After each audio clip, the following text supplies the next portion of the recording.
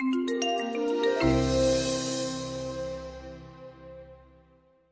everyone. So firstly, welcome to our guests. Thanks for coming.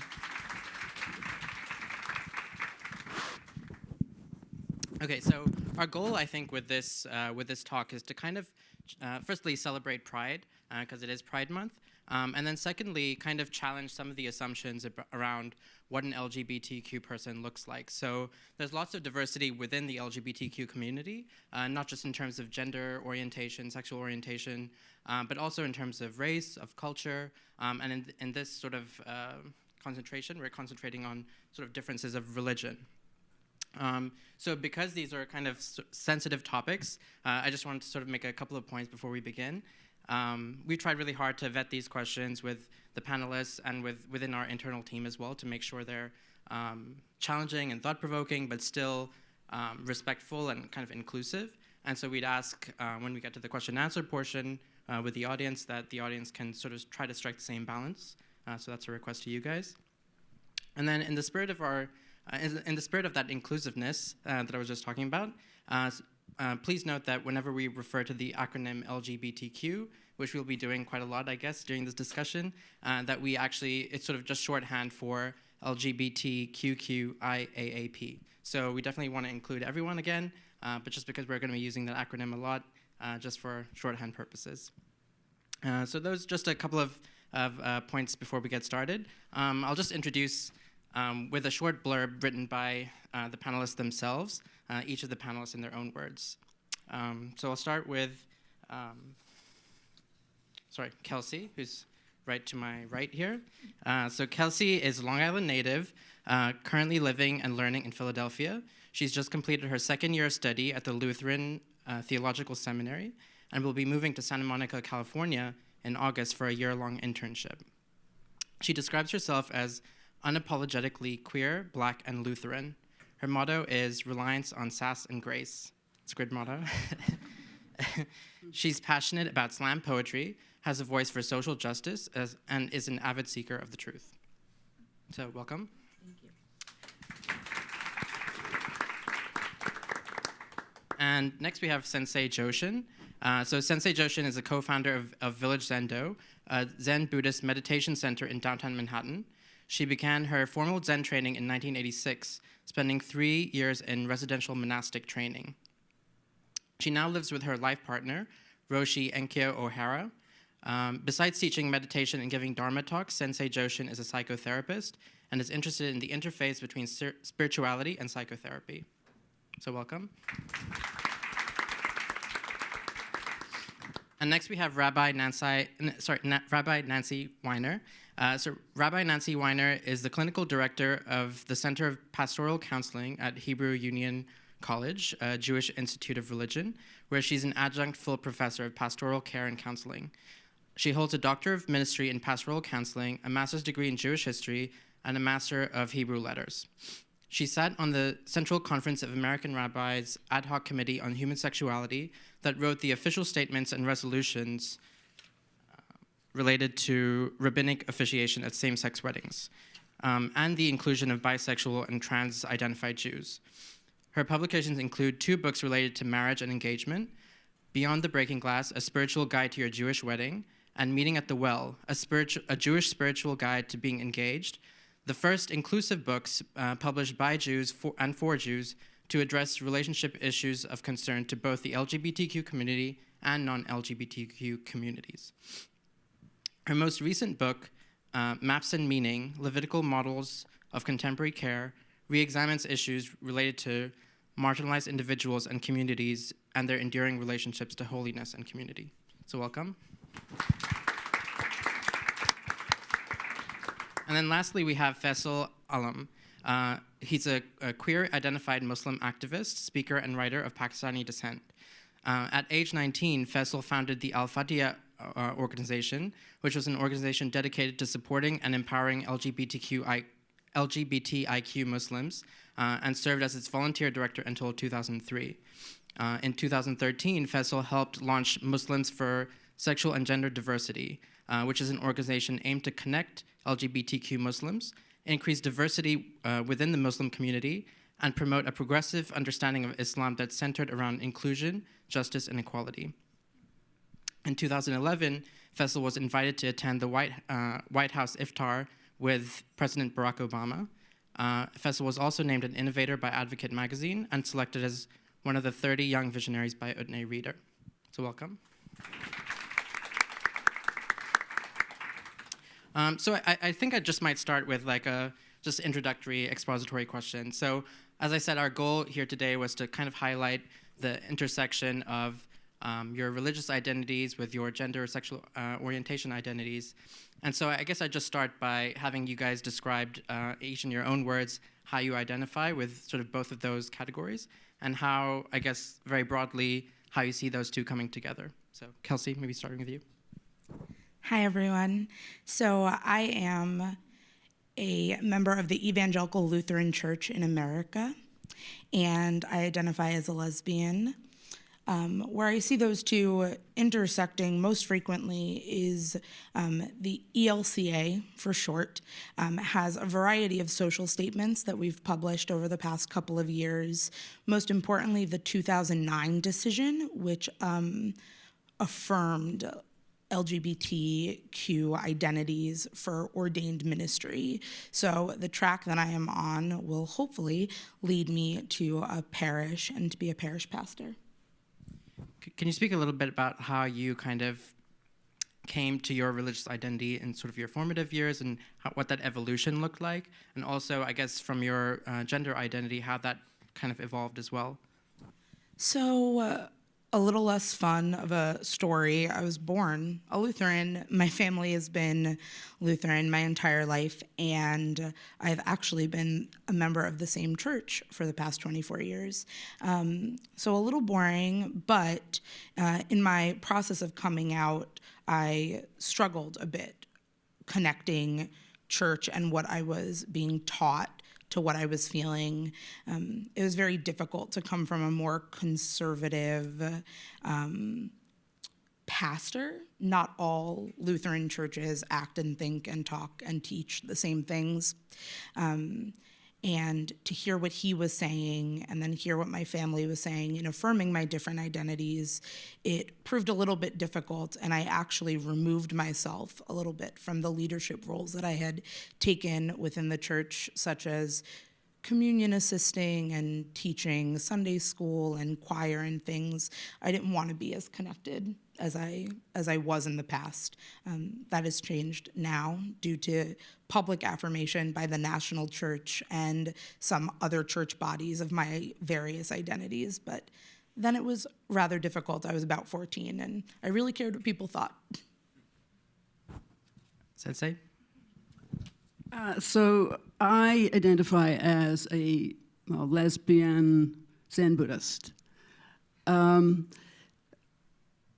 But it was quite a journey to get there because I was raised Irish Catholic in Ireland. And I guess my sense of the church, I mean, my family was very religious, so we'd go to Mass on Sunday. So I remember as early as maybe 5 or 6 sitting there with my parents and my sisters and my brothers. And my twin brother was up on the altar being an altar boy. So he got to fetch the crucible of wine and the water for the priest. And that seemed like a lot more fun. But I couldn't do that because I was a girl. So that didn't stop me from going home and reenacting I became the priest, and with the sideboard, my mother's chalices and trophies, I would offer the Eucharist, and my brother was my acolyte. All told, I think around 16, I realized that women had a pretty secondary role in the church. And there were other issues I had about the church's dogma, and basically I felt that women didn't get a good deal. And I started into meditation and yoga on my own. I didn't know any gay people growing up in Ireland. I thought, in fact, around 16, 17, that I was the only one. It took me to travel in France and Spain to come upon two women living together. And that was actually an awakening that this is possible. I mean, I'd read The Well of Loneliness, but I'd never actually known anyone who was able to profess their love for same gender. Even in college, there were no associations or organizations. So my encounter with Buddhism came much later when I came to this country and read something, that said life is suffering, and the way out of this suffering is through our minds, watching our minds. And I loved the idea that it was not, my own spirituality was not going to be mediated by a third person, that it took simply sitting on a cushion, counting my breath, to know my true nature. So that was it. And I was hooked, and met my partner at this Zen center, and she went on to start sitting in her house. I went into monastic residence for 3 years and really explored the tradition very deeply, and then came out and joined her, and the village Zendo was born. And so 30-some years later, it's still going strong in Soho, Broadway, between Houston and Prince. And we have a very vibrant community of all kinds of people. So I, like Kelsey, was born a Reformed Jew and into a Reformed Jewish family, was very comfortable within the liberal Jewish tradition, and was very active as a child in synagogue and through my years in junior high and high school. I didn't come out until I was in my 20s, and I identify as a lesbian. I went through many heterosexual relationships, always feeling that there was something that seemed to be missing. And I had thought of the rabbinate as a possibility when I was younger, and had originally thought that I needed to listen to my rabbi, who said, no, you'll be a religious school teacher, because when I said that, there weren't women rabbis yet. I chose to go into the rabbinate because I felt that there were many ways that the things that I loved and the things that I found most meaningful in my own life were things that I could share with other people. When I applied to rabbinical school, the Reform movement was already accepting gay and lesbian congregants. They were not at a point where they had made a statement about clergy yet. And so I entered rabbinical school in the closet with my partner, who had been out for years, sort of re-entering the closet with me. And we found a spiritual home together at Congregation Beit Simchat Torah here in New York City.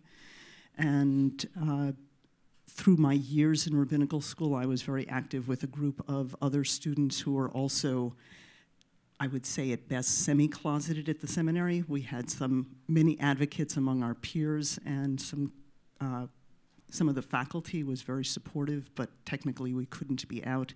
And particularly when we finished with our studies, we were told that when we applied for jobs that we were going to end our careers if we came out in the process. Fortunately, the June after my ordination in May, the Reform Rabbinic Community, the Central Conference of American Rabbis, voted to accept gay and lesbian clergy in their midst. And so for my entire rabbinate, that has been a possibility. Yeah, as Kelsey and the rabbi, I also grew up in a Muslim household. Identify as queer Muslim of Pakistani descent, and depending on how far back you want to go, in my parents' history, pre-partition India, I was born in Germany and lived in Saudi Arabia, and then grew up in a small town in Connecticut. So when people are like, identify your identity or where are you from, I'm always like, how far back do you want to go? Or, let's just say I'm from Connecticut.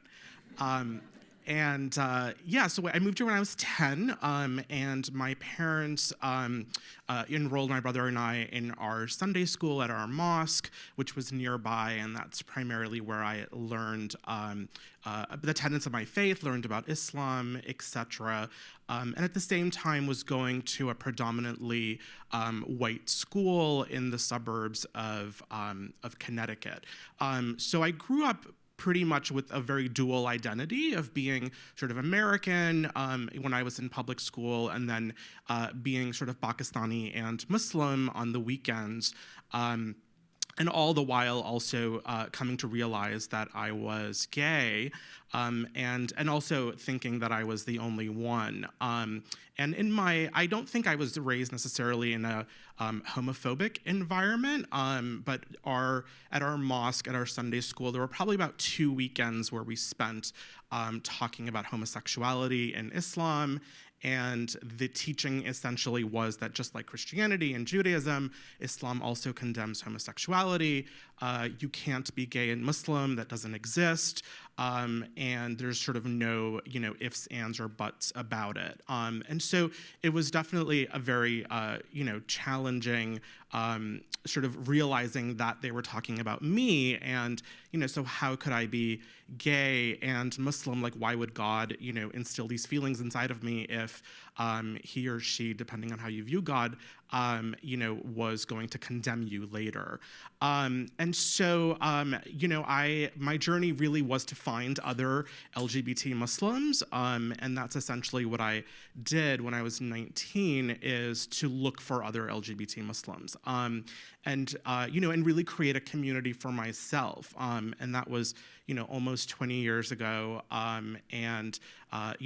Unlike mainstream sort of not mainstream Protestant denominations of Christianity or sects of Judaism, within Sunni Islam, which is about 80% of Muslims, there isn't a hierarchy. So there aren't statements necessarily that the church or the rabbinical institution can issue supporting LGBT people. And so in the United States, at least, depending on where you are, it depends on which mosque you're going to or which community you're going to in terms of how open or welcoming they may be to LGBT people. Very interesting. I'd like to get even more personal, actually, if we could, and actually ask you guys about the coming out process, I guess. So coming out involves like maybe coming out to yourself. As we know, there's so many different stages. There's coming out to yourself, coming out to your parents, coming out to family and friends. I'm particularly curious about your coming out process with whichever higher power you believe in, and what kind of shape and form that took, and how you kind of reached a harmonious relationship with that, or if you did. Yep. So I find my relationship with God to be very relational. I thought it was really funny. If we view God as feminine or masculine, male or female, God to me is just God.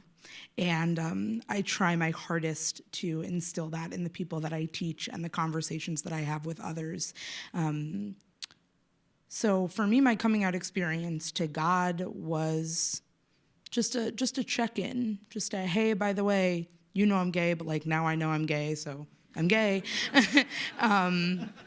It was much more interesting to explore the idea of coming out to my faith community than to God's self.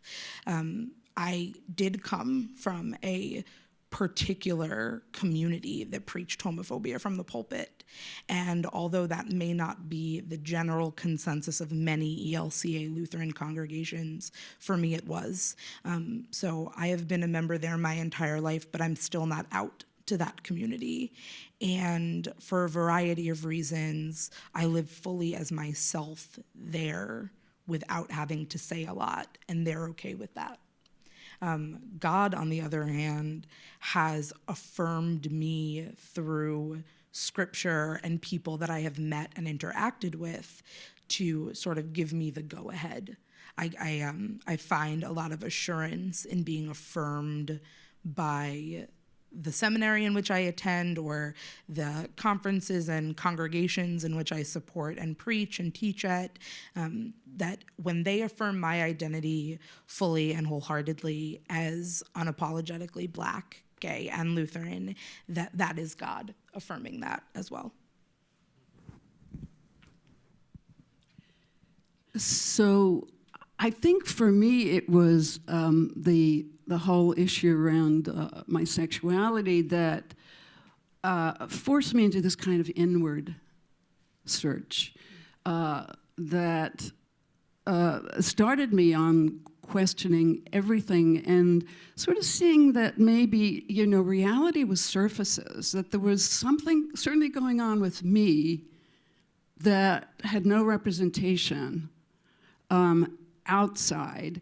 And so it was this sense of having to figure out on my own. And so that, I think, is what actually led me on this search, that I knew I was not going to get any help from the Catholic Church with this, nor my parents, nor my school, nor my neighborhood, or my country.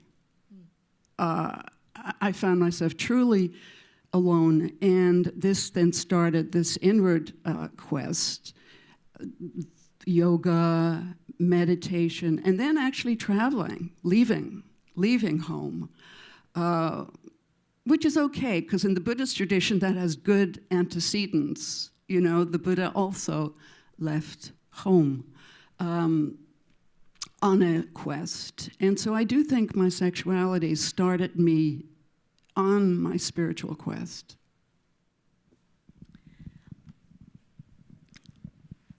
I was raised with three main ideas that were related to God. One was that God created a world that was filled with diversity. The second was that God was a God that liberated our people. And the third was that the encounter with God at Mount Sinai made us responsible for ourselves and for taking care of the world. Those three things led me to question how the group that had raised me and formed me didn't accept me fully as a lesbian. And so the challenge went to the community as opposed to a challenge to God. It was a question of, if you believe that we are all supposed to be free people, why am I not free? If I'm supposed to be responsible for who I am and for making the world a better place, why aren't we all doing this together? And it really became the impetus for me to work within my religious community to foster and work towards the changes that I felt were consistent with who we claim to be as a religious group. Yeah, these are very challenging questions, Anmol. I was very impressed when, not your traditional questions that we usually get, which is like, what does your religion say? So I think my relationship with my higher power and God is not necessarily harmonious, because I do come from a tradition that is, viewed as inherently homophobic, and many instances of that, are apparent around the world. And so what I struggle with, I think, is, I don't have a mosque, for example, or a community that I can call my own, especially as a very out, queer Muslim. If I wasn't out, I probably could. But where I do find community and where I do find God is when I'm with other queer Muslims. And especially when, we have conferences and retreats around the country, especially when we allow people, during prayer times, we don't segregate men and women. We allow women to lead prayers. We have folks come as they are, regardless of what they're wearing. And that's a really, really powerful experience to, be with a group of people without, being forced into these gender rigidities that a lot of mosques and clothing, rigidities. So I think on a personal level, I'm still struggling. I've spent a lot of time in therapy and probably like thousands of dollars, figuring this out. But I'm also reimagining what my God is. And so, as Muslims, we're taught that God, Allah, is the most forgiving, most merciful. And from that, I think, comes the element of most loving, most accepting as well, and really sort of reframing, my own sort of understanding of God and realizing that the religion, which is actually just a man-made phenomenon, mostly by straight men who want to stay in power, that God does not necessarily speak through them, and that they're, in fact, the marginalized voices within our faith that is where, my God really lies. Cool, very interesting.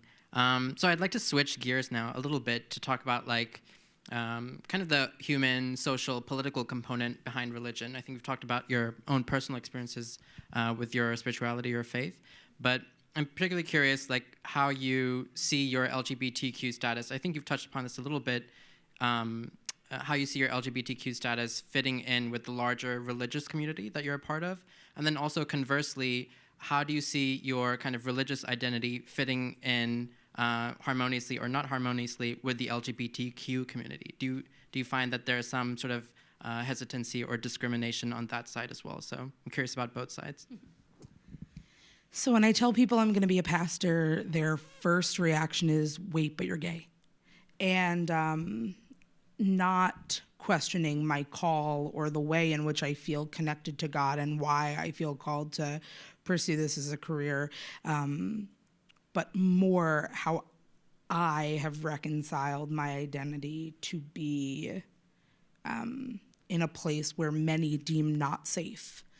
And I have found through working with the ELCA LGBT advocacy group Proclaim that I have found many people that are struggling to place these particular identities not on a hierarchy, but rather on a continuum of some days when I'm in the church, I am Lutheran, and that is what I am doing. And then some days I am there, but I am very queer. And then other days I am there and I am battling white supremacy, which is deeply rooted in the ELCA, and then I am unapologetically Black. And some days all three of those are battling to see which one will win. It has been much more difficult to live into each of those identities in our political climate. And I have watched as many congregations have struggled to place church above some of those other identities. And perhaps that's our job.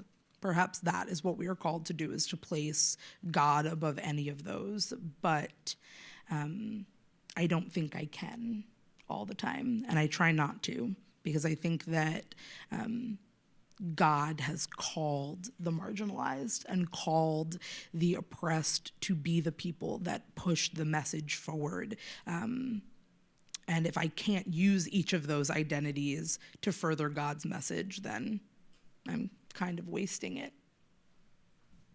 Sensei? So Zen Buddhism it's a very ancient tradition. It's over 1,000 years old, and our particular lineage comes through the Chinese-Japanese. But the beauty of it right now is that in America, we don't have a lot of institutional baggage. We don't have to respond to a Vatican or a main central agency that's handing down orders. And so it keeps reinventing itself. It's not that we don't hold to the traditions, but we're constantly looking at ways to make them relevant. So it seems that we ourselves, and at the Village Zendo, we hold the tradition, but we make it just very a community that is to practice, essentially meditating and getting to know what our true nature is. So we have always had gay people come. We're in the village. We've had a sitting group at GMHC, and so we were very, very active in the 90s with the AIDS crisis. We marched as the Zen Queers in the Gay Pride parade. So it's a very fluid, it's non-problematic. And because, of course, you have two lesbians in charge, word gets round and people feel at home.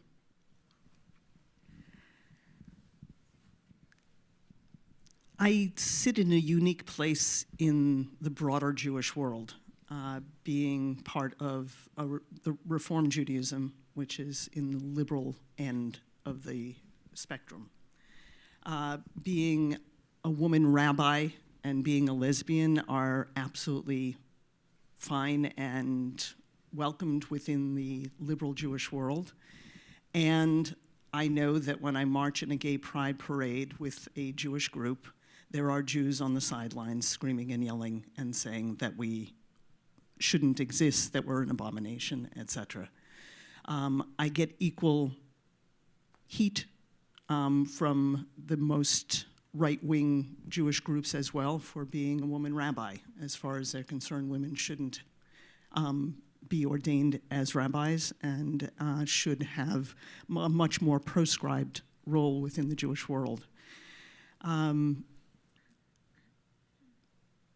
My feeling is that Judaism is a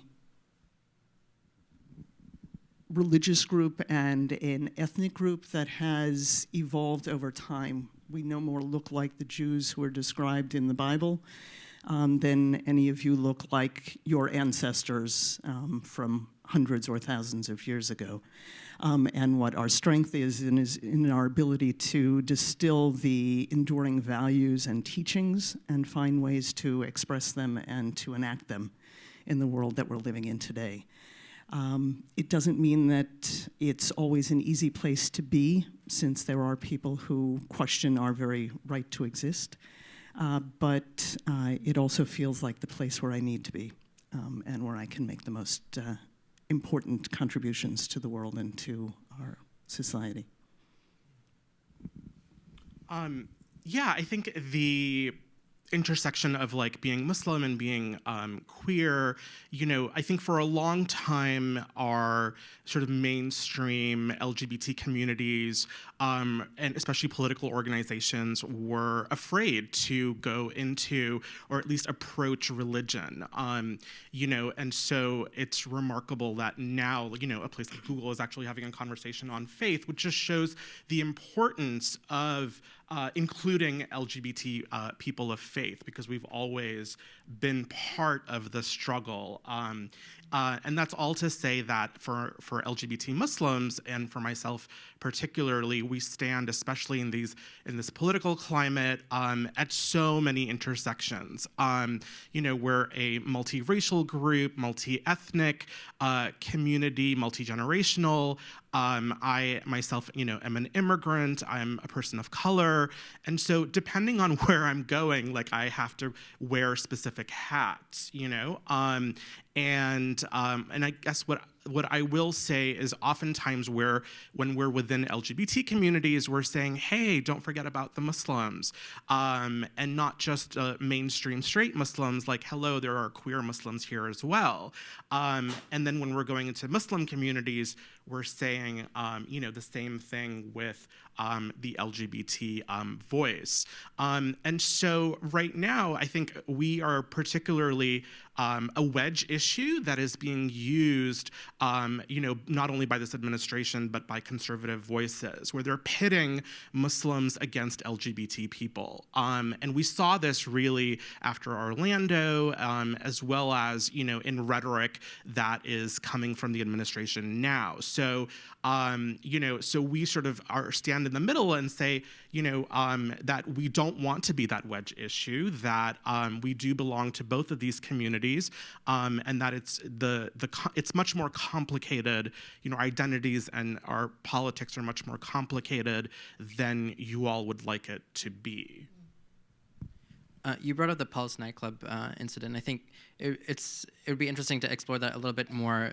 Can you expound on anything else that came out from your experience of that incident, specifically in relation to how the larger Islam community views gay people or views the LGBT community?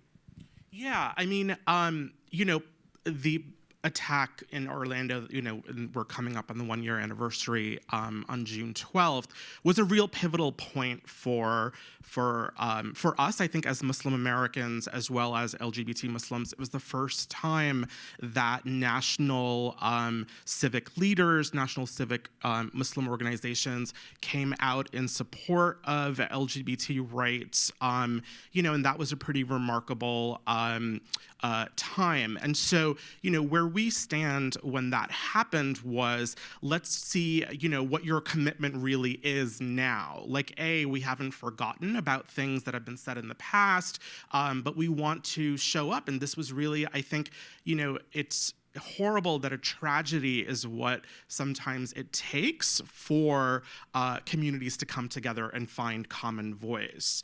And so this was really an opening that we have taken advantage of and moved into by engaging mainstream Muslim communities around, issues of inclusion and acceptance of LGBT people. And at the same time, it really put our community in a spotlight that we were not ready to be in, and it really it brought out a lot of trauma, a lot of mental health challenges that our communities face, because all of a sudden the media was just, like, we want to talk to like any queer Muslim that we can in any kind of capacity. And so one of the things that we also were doing at the time was really controlling the narrative that was coming out, because the mainstream narrative would be, look, here's a Muslim extremist who could or could not have been gay, and maybe you know something about that we don't know, and could you so making this connection that Islam is homophobic, and that's why this person, chose what to do. And what we sort of came in and said was, it's not that complicated. It's not that easy. Let's talk about toxic masculinity. Let's talk about gun violence in this country. These are all other reasons why this attack could have happened. Thank you. So I'm just going to ask one last question before we open it up to questions from the audience and from the live stream. So we might have a lot of people watching this over YouTube eventually, and I guess I'd just like to ask you guys, in your own words, if there's a young person watching who's kind of struggling with reconciling these identities and sees them as adversarial, perhaps, what advice you might give them. So I try really hard not to use scripture in the ways in which scripture is used to sort of batter the LGBT community. And it sounds really cliche to say that you are fearfully and wonderfully made, but what I find most affirming is the idea that before we were born, that God created us, and that in that creation was perfect in the way in which God created the globe and the earth and said that it was good, that in our very being, we are good. I think that is what I needed to hear and could have benefited in hearing a lot earlier than I did. But on top of that we talked about in the room before, sort of the ability to occupy space and to claim our personhood in this space. And I would say that by standing here, or sitting, by sitting here and all of us being a part of this discussion, is that you can do this too. That God and a higher power, for me, that God is calling us to a new thing, to be proud and to proclaim, even in the midst of people trying to shut us up. Hard to top that. Beautiful. Yeah, I mean, the same thing, that we're each a manifestation of the divine. I think it does help also to find support, to find another, so that one doesn't have to be alone. Aloneness has its functions, but I think in the end, having other people so that one can relax into self-acceptance. So finding others that you can identify with and relate to, I think, is key. I would agree. I would say to somebody that it's really important to know that they're not alone, that if they look, they can find people who are waiting to greet them and accept them and say, we are a community together. And that the voices that are telling them that they can't be who they are voices that will continue to exist, but aren't the only voices that are there to be heard, and that they should really try to hear the other voices that are out there. Yeah, I mean, the Quran, says that we are created in God's image, and if God is perfect, then we are also perfect in all of who we are, and I think I always say that it doesn't get better; it gets easier, but it doesn't necessarily get better. And that, it's challenging, but there are many more resources than there were before. There are community groups around the country. There are many, many outlets through social media for people to connect with and talk to other LGBT Muslims. And there's also a growing progressive Muslim community that is both LGBT and straight, and that welcomes LGBT people. And there are now places of worship in a lot of major cities where people can go and participate in religious services or prayers. Here in New York, for example, there's a queer Muslim community that holds an iftar, the breaking of the fast during Ramadan, almost every day at somebody's house. And these are really magical, special places that young people are welcome to and can access. Great. If I can, I'd like to add two things. One is that we too emphasize the idea that we're all created in God's image. We also say there's a prayer in Judaism that praises God for the diversity of creation, and that is a key idea, and that we see our mission in the world as to make the world a better place. And that part of that is creating a more inclusive world, and that they too can be part of that process. Great, thank you.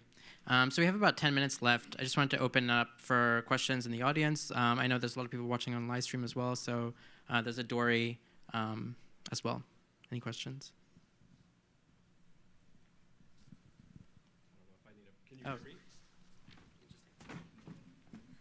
So this question is for you. You said, correct me if I'm wrong, you said there isn't a mosque that is LGBT friendly, and it strikes me as a lonely place to be. I mean, you can have the private prayer meetings and stuff like that, and I think in Christianity there are outlets, there are churches. You even find a rogue Catholic priest every once in a while that will give a gay-friendly mass. And in Judaism, you have the progressive side. Are there LGBT people working to interpret scripture at sort of an imam level to create a gay-friendly mosque or a gay-friendly sort of safe zone for the religion? Do you know anything about, is it worth it, or will that just create sort of a backlash that would?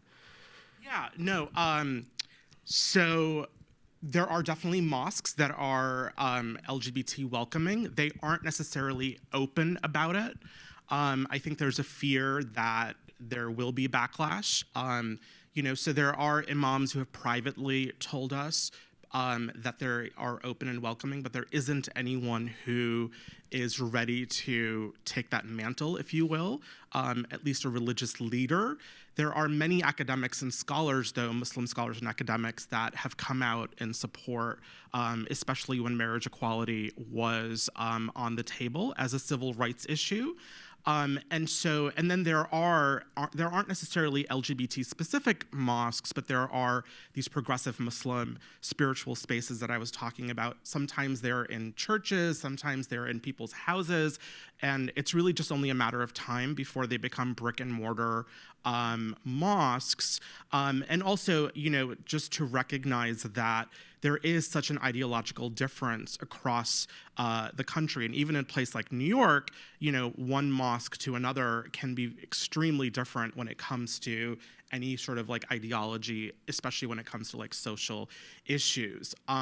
But again, I think it's only a matter of time, and it's probably in the next 5 years that I'll see, mainstream, at least some imams coming out in support and talking about that we should at least be welcoming, even though we may disagree theologically, that Muslims and should not reject, LGBT children. This was something that Orthodox Judaism and a group of Orthodox Jewish rabbis issued a statement a few years ago, which was a historic moment, for the Orthodox Jewish community. And I think we will be following a similar path. Kind of a follow-up, or so the academics and scholars, are there people working within the Quran itself saying, no, you're reading this wrong, this means X, this means Y, and reinterpreting some of the more,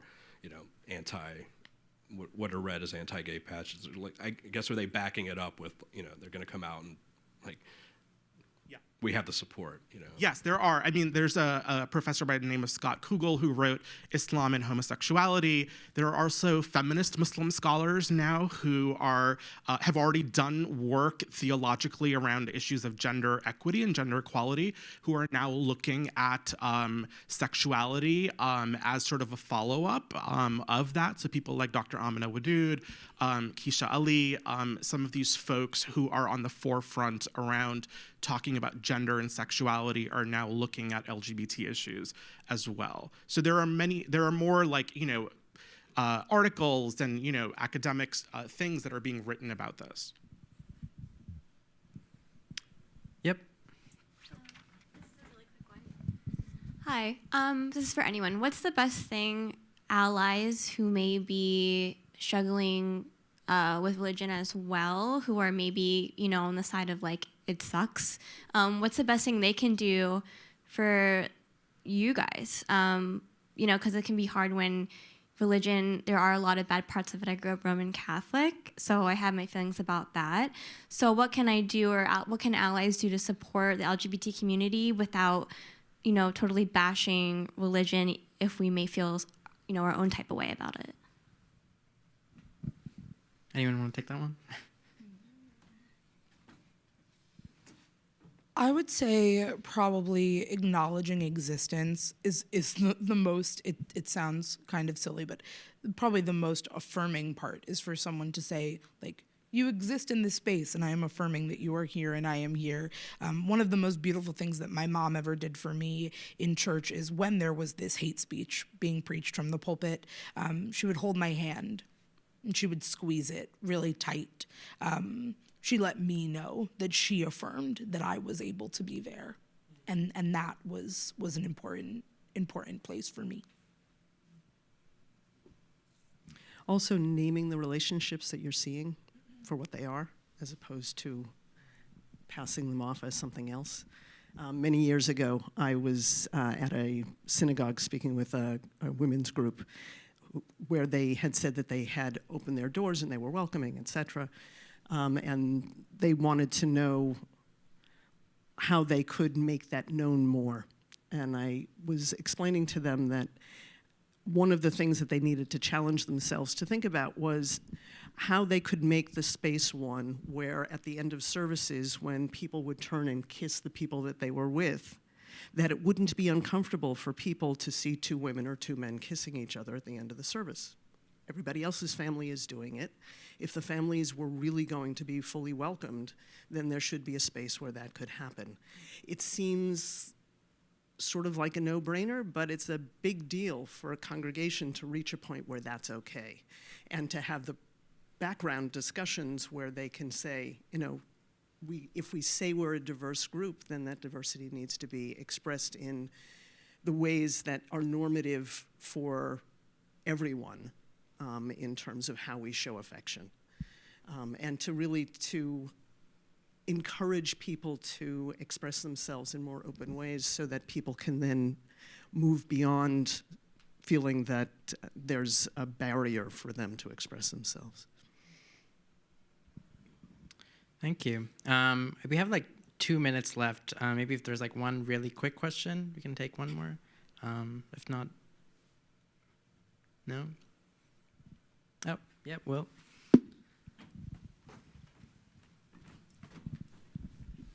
I know Anmol asked for a quick question, so maybe this isn't, but regardless, sorry. You gave some really great advice to people who are struggling, but many of you mentioned moments when you encounter these roadblocks or these contradictions. And I'm curious, how do you personally overcome those emotionally or psychologically? What do you think or say to yourselves when that experience occurs that empowers you to get past it or transcend it? Sorry, it's a long, complex question, but seemed important. Well, from the Zen Buddhist tradition, we actually use koans, which are designed to be like roadblocks to the rational mind and to frustrate our usual approach and to generate a situation where you're really up against it. And interesting things, I think, can happen. There can be a force to surrender or to... And so these are moments, I think, when we do, at least I've experienced, when we come in contact with that which is larger than just my own self-encapsulated identity or sense of control. That's what comes to me, is that roadblocks are not to be feared. They can be a genesis for awakening. Thank you. That's a good note to end on, I think. So we're sort of out of time. I have like 20 more questions that I wanted to ask you guys. So thank you, first of all. It's a fascinating discussion. Thank you for joining.